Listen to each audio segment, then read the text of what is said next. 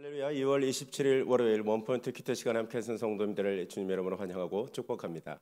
오늘 하나님께서 우리에게 주신 말씀은 사무엘하 15장 13절에서 23절까지의 말씀입니다. 함께 읽습니다. 전령이 다윗에게 와서 말하되 이스라엘의 인심이 다 압살롬에게로 돌아갔나이다 한지라. 다윗이 예루살렘에 함께 있는 그의 모든 신하들에게 이르되 일어나 도망하자. 그렇지 아니하면 우리 중 한 사람도 압살롬에게서 피하지 못하리라. 빨리 가자. 두렵건대 그가 우리를 급히 따라와 우리를 해하고 칼날로 성읍을 칠까 하노라. 왕의 신하들이 왕께 이르되 우리 주 왕께서 하고자 하시는 대로 우리가 행하리이다. 보소서 당신의 종들이니이다 하더라. 왕이 나갈 때 그의 가족을 다 따르게 하고 후궁 10명을 왕이 남겨두어 왕궁을 지키게 하니라. 왕이 나가매 모든 백성이 다 따라서 벤메르하게 이르러 멈추어 서니 그의 모든 신하들이 그의 곁으로 지나가고 모든 그렛 사람과 모든 블렛 사람과 및 왕을 따라 가드에서 온 모든 가드 사람 600명이 왕 앞으로 행진하니라. 그때 왕이 가드 사람 이때에게 이르되 어찌하여 너도 우리와 함께 가느냐? 너는 쫓겨난 나그네이니 돌아가서 왕과 함께 내 곳에 있으라. 너는 어제 왔고 나는 적저없이 가니 오늘 어찌 너를 우리와 함께 떠돌아다니게 하리요? 너도 돌아가고 내 동포들도 데려가라.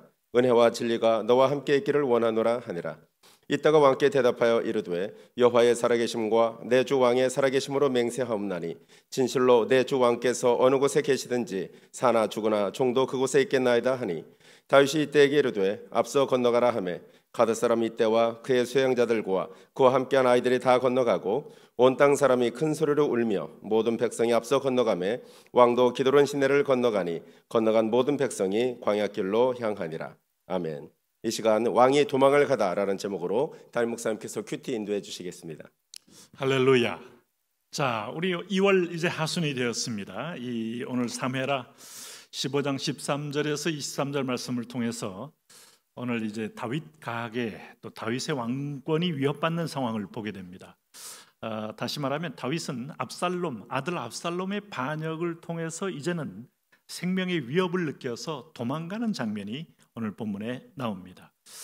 자, 이렇게 된 결과를 보면 다윗의 우유부단, 아들이 범죄했을 때, 형 암논을 죽였을 때 다윗이 말씀에 근거하여 뭔가 분명한 징책을 줬다면 아마 오늘의 이런 상황이 오지 않았을 것이다 하는 생각도 해봅니다. 2년 동안 또 예루살렘으로 허용을 해놓고 만나주지 않는 이 압살롬은 거기에 대하여 아마 아버지가 심히 화가 난 것은 알았고 자기 인생의 미래도 없다는 것도 아마 스스로 그렇게 깨닫지 않았는가. 그래서 꿈꾸는 것은 반역이었고 그는 치밀한 준비 2년에 걸친 많은 백성들을 자기를 향하여 마음을 돌리도록 회유하는데 거의 성공한 것이죠. 자, 어느 정도 세력이 형성되자 이 헤브론에서부터 압살롬은 반역하며 다윗에게 공격을 하러 오는 겁니다. 자, 이 얘기를 들은 거죠. 오늘 13절 이렇게 시작하지 않습니까? 전령이 다윗에게 와서 말하되 이스라엘의 민심이 다 압살롬에게로 돌아갔나이다 한지라. 고대의 왕권들은 어느 누가 최후의 그 뿔을 잡느냐에 따라서 백성들은 이것저것 눈치 보다가 한 곳으로 쏠리게 돼 있어요. 여러분 일본의 그 에도 시대에도 에도 막부의 그 수많은 그 영주들 간의 봉건 영주들 간의 싸움에도 중간에 중립을 지키다가 조금만 우세하면 한쪽으로 우르르 붙음으로 전세가 일거에 정리되는 이런 경우가 항상 있게 됩니다. 정치적인 자기의 어떤 생명 보전 또 자기의 어떤 유리함 이것만이 이제 유일한 가치 판단 기준이 되는 거죠. 이럴 때 이제 압살롬 쪽으로 대세가 기울은 줄로 알고 글로 다 붙었다 이겁니다. 그래서 14절에 보면 다윗이 예루살렘에 함께 있는 그의 모든 신하에게 이르되 일어나 도망가자. 참 이게 얼마나 참 처량한 어떤 표현입니까? 아들의 반역에 의해서 도망갈 수밖에 없는 다윗. 그러면서 지금 실제로 다윗은 매우 두려워하는 마음까지 있어요. 왜냐하면 여기 빨리 가자 두렵건대 그가 우리를 급히 따라와 우리를 해하고 칼날로 성읍을 칠까 하노라. 이렇게까지 아들이 이 반역의 마음을 품고 일어날 수 있었다는 것을 전혀 몰랐을까요? 아마 낌새조차는 아마 느낄 수도 있었을 터인데 그는 아마 무지했고 우둔했고 그러고나 살 수 있는 것은 그가 제일 잘하는 건 뭡니까? 힘들다가 좀 어려우면 튀는 겁니다. 과거에 블레셋으로 도망가서 미친 채 하며 치를 흘며 그렇게 사울의 칼날을 피했던 그 모습 그대로가 나온 거죠. 그럴 때에 신하들이 이제 왕의 어떤 태도를 보고 함께 이제 쭉 도망 항렬에 동참하게 되죠. 우리는 뭐 여담입니다만은 지금 이 우크라이나와 러시아의 전쟁이 뭐 심지어 막바지에 이르는 게 아닌가 하는 기대도 해봅니다만은 만일에 그 우크라이나의 대통령이 전의를 갖지 않고 도망갔다면 전쟁은 쉽게 끝났을 거예요. 그러나 그가 분명한 어떤 소신을 가지고 지속적으로 어떤 전선을 누비며 군인들을 독려하고 서방과 어떤 전 세계를 향하여 도움을 호소하는 결기를 보고 세계는 도울 필요를 느꼈고 도와도 좋겠다는 마음을 가진 것이 크지 않았나 이렇게 보는데, 지도자의 마음가짐, 지도자의 결단은 매우 중요한 분기점이 돼요.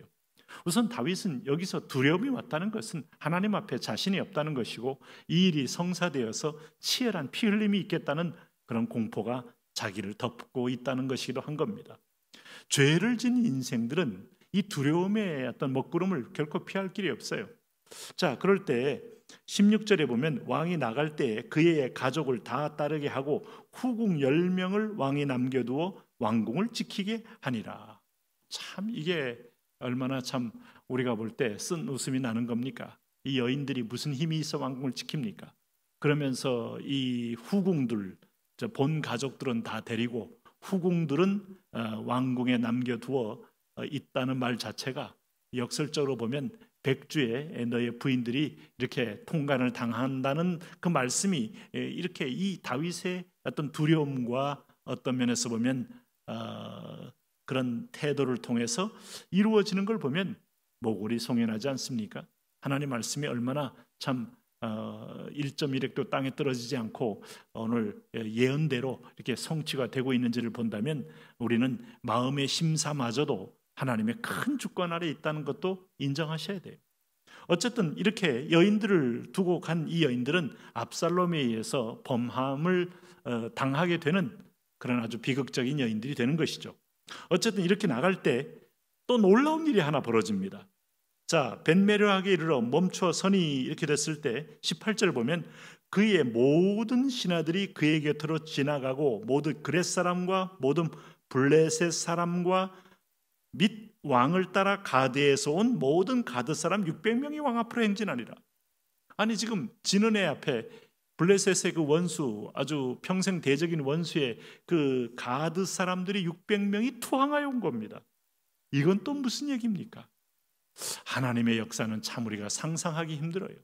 다윗의 왕권이 완전히 진멸되고 무너질 것처럼 여겼는데 결국은 여기에 이 블레셋에서 투항해온, 아마 블레셋 내부에 아마 문제가 심각했다고 봐요. 아마 그 안에서 살 수 없을 만큼 이를 끌고 온 사람이 누군가 했더니 여기 19절에 왕이 가드 사람 이때입니다. 이때가 600명을 끌고 올 거면 아마 최고 사령관은 아니었을지라도 고위직 군대 사령관이 틀림없어요. 이가 쫓겨와서 오늘 다윗 편에 투항하게 된 것, 이 사람들이 결국은 압살롬의 반란군을 진압하지 않습니까? 원수의 군대가 투항하여 오늘 내 아들의 군대를 진압한다. 참 하나님의 이 제의요. 하나님은 대적의 세력도 쓰시기도 하고 열방의 이 제국도 쓰기도 하고 필요하면 막대기로, 필요하면 채찍으로, 그리고 쓴 다음에는 불쏘시개처럼 불 속으로 던져버리기도 하고, 그래서 악한 자들도 선한 자들도 믿는 자들도 불신자들도 다 하나님의 이 엄청난 이 주권적 손길 안에 있는 것이죠. 그걸 안다면 우리는 겸손해야 됩니다. 하나님의 자리를 인정해야 됩니다. 그리고 모든 상황 가운데서 그분과의 관계에 최선의 어떤 마음을 써야 합니다. 그리고 그분을 신뢰하며 두려움을 벗어내야 합니다. 여기 보시면은 여기 19절에 이제 왕이 말하는 거예요. 어찌하여 너도 우리와 함께 가느냐? 너는 쫓겨난 나그네인이 돌아가서 왕과 함께 내 곳에 있으라. 나는 어제 왔고 나는 정처 없이 가니 오늘 어찌 너를 우리와 함께 떠돌아다니게 하리요? 너도 돌아가고 내 동포들도 데려와 가라. 은혜와 진리가 너와 함께 있기를 원하노라. 이 무슨 말입니까? 참 고맙다. 내가 너를 축복하지만 너도 나처럼 나그네가 될 필요는 없고 너와 내 고향, 내 동포에게로 돌아가라. 이런 면에서 보면 다윗은 매우 양심적인 사람이긴 해요. 네. 그리고 이렇게 개교와 모략을 쓰기를 좋아하지 않고 정직한 품성이 분명히 있어요. 나단의 지적에도 바로 무릎 꿇은 다윗을 보면 그에게 하나님을 향한 사랑이 있었고 하나님의 말씀을 들었던 어릴 적의 그 순수한 하나님을 향한 순전한 품성이 살아 있었다는 것도 볼 수 있어요. 이거 잃지 않는 게 얼마나 중요합니까? 이것마저 이렇게 화인 맞은 양심이 되면 회개할 기회를 잃어버리고 회개할 방향을 잃어버리면 인생 복구하기 힘듭니다. 그런데 이런 표현을 보면 자기에게 매우 유리한 지금 상황에도 불구하고 돌아가라라고 합니다. 그러나 하나님은 역설적으로 블레셋의 이때의 사령관의 투항을 통하여 이 하나님의 뜻이 아닌 압살롬의 반역을 제압해버리는 놀라운 섭리를 지금 가지고 있는 겁니다. 어쩌면 이 사람이 다윗을 공격할 수도 있어요. 그러나 다윗에게 와서 오늘 놀라운 말 하지 않습니까? 21절 보세요. 이때가 왕께 대답하여 이르되 여호와의 살아계신과 내 주 왕의 살아계심으로 맹세하옵나니 진실로 내 주 왕께서 어느 곳에 계시든지 사나 죽으나 종도 그곳에 있겠나이다. 이 누굽니까? 다윗에게 어떤 도움도 받은 사랑이 없는 원수였던 자입니다. 하나님의 왕의 마음도 원수의 마음도 대적의 마음도 바꾸면 오늘 충실한 나의 호위 장관이 될 수도 있고 오늘 나의 대적이 될 수도 있다. 내 몸에서 키워낸 내 아들마저도 나의 원수가 될 수도 있다. 오늘 당신의 위에 계신 그분이 오늘도 주권자입니다. 그분의 눈에 들게 하십시오. 그분 앞에 잘 보이십시오. 그분의 뜻에 복종하십시오. 이것이 나를 가장 위하는 길입니다. 하나님, 오늘도 하나님의 놀라운 사람과 오늘 군대를 일으켜 사용하시는 손길을 봅니다. 주님 손에 있습니다. 주님이 필요대로, 주님의 선한 뜻대로, 주님이 은혜대로 하나님 이끌어 가십니다. 내가 그 손 앞에 굴복하며 주의 뜻을 이루게 하여 주옵소서. 예수님 이름으로 기도합니다.